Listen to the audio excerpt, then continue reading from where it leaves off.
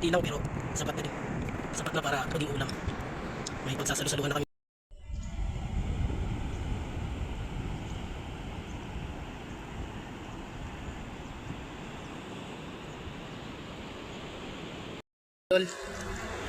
Dito ko sa dagat.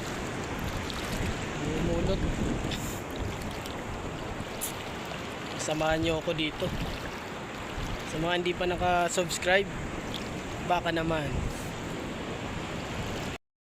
Ito, ganito kalawak yung dagat namin dito. So yan, yan. Diba? So yun. Nanguha ng isda. Yung tatlo. Hanggang dun. Mga ganitong yung kinuha ko dito. Ganito. Maliliit lang pero masarap na ginagataan to. Pasok sa lagyanan.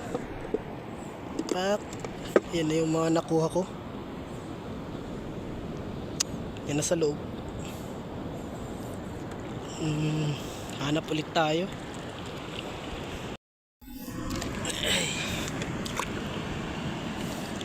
Ito yung tinatawag na cucumber. Sea cucumber. Oh, diba?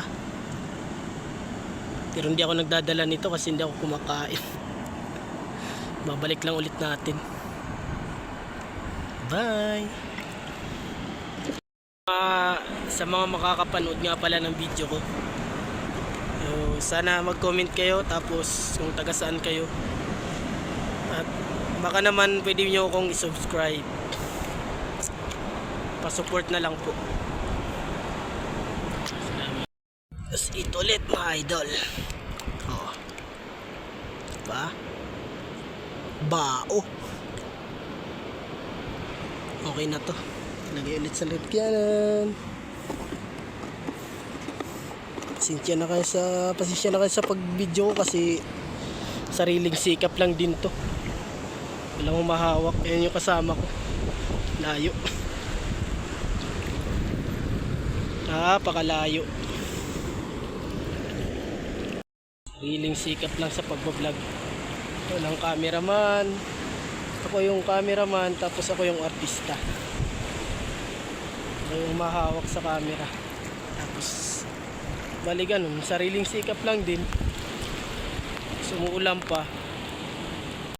Yun nga pala yung yun nga pala guys, yung Canugas Nature's Park, Nature's Park. Yung parting yun. Yan yun, yung paliguan. Canugas Nature's Park. Nabutan na ako ng ulan. Yung ulan na. Oh, meron pa ulit. Pakita. Kahit umuulan. Sariling sikap lang talaga. Kailangan mo lang talaga magsipag para mahanap ng pang-ulam. Yung kinukuha ko kasi na seashell, masarap ding ulam yun panghapunan mamaya kasi hapon na nga. Masarap din nagagataan lang. Mahanap ulit tayo. Ano kaya to? Comment nga kayo guys kung kinakain to. Dumidikit to. Oh.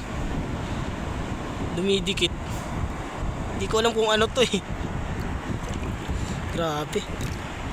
Dumikit talaga sa kamay ko yung laki oh. Nakain ba yan? Nakita nga pala akong ditong ganga. Yung iba tawag nila dito saang, pero dito sa amin tawag nito ganga. Ganga. Pwede na rin to. Sarap na gataan to.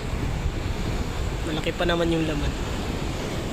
Ngayon na ulit natin sa lagyanan. Hindi ko magkakasya. Hirap.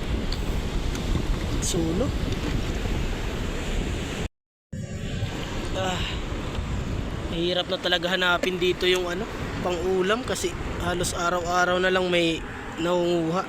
Ganito na lang. Maliit lang. Pero pwede na rin. Basta may pang-ulam lang sa gabi. Marami na kasing nangunguha dito, halos araw-araw na lang. Napakaraming ano, sea urchin. Ano? Mga ganito. Mga sea urchin. Kaso matutulis. Grabe makatinik to pag naapakan. Naiiwan pa naman. Pakarami niyan dito. Kaso nasa mga butas ng bato.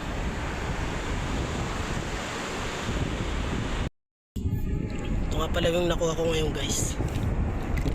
Kunti lang pero sapat na din. Sapat na para maging ulam. May pagsasalo-saluhan na kami mamayang gabi. Ito, malalaki yung laman nito. Ito yung tinatawag na libas-libas sa amin. Sarap to pag ginagataan. Ito naman yung pugita ko. Maliit pa. Pero hindi na to lumalaki. Ganito lang talaga to kalalaki. Nandito lang muna ako guys. Kasi mahirap mag video pag umuulan. Nababasa yung cellphone ko. Baka masira pa, wala na akong gagamitin. Maraming salamat sa mga nanood. Sana mag-subscribe kayo. Salamat.